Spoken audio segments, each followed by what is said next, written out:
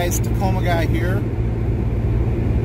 Just making an errand, running parts for the other project.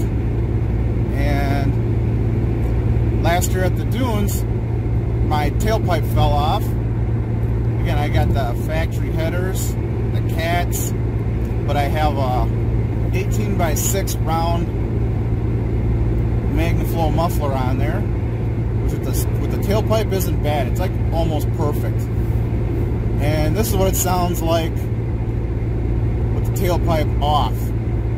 So for those of you not wanting to run a tailpipe, you might need a bigger muffler. It's a little bit louder with the tailpipe off.